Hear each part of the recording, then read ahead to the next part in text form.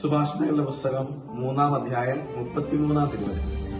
ദുഷ്ടരുടെ ഭവനത്തിന്മേൽ കർത്താവിന്റെ ശാപം നിപതിക്കുന്നു, എന്നാൽ അവിടെ നീതിമാന്മാരുടെ കുടുംബത്തെ അനുഗ്രഹിക്കുന്നു. ഈശോയിൽ ഏറ്റവും പ്രിയമുള്ളവരെ, ഈ ഭൂമിയാകുന്ന കുടുംബത്തെ അനുഗ്രഹിക്കുവാനായി ഈ ഭൂമിയിലേക്ക് ഇറങ്ങി വരുന്ന ഒരു ദൈവമാണ്.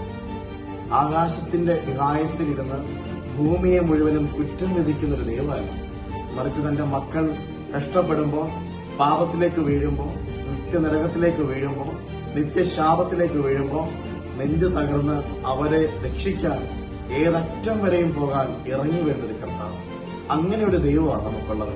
അവൻ ശപിക്കുന്നതിനേക്കാൾ ഉപരി അവന്റെ കരമുയർത്തിയത് മുഴുവനും അനുഗ്രഹിക്കാനാണ്.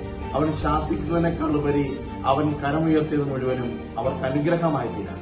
എന്റെയും നിങ്ങളുടെയും കുടുംബം അനുഗ്രഹമാകണമെങ്കിൽ ദൈവസന്നിധിയിൽ നീതിപൂർവ്വം നമുക്ക് പ്രവർത്തിക്കാൻ കഴിയും.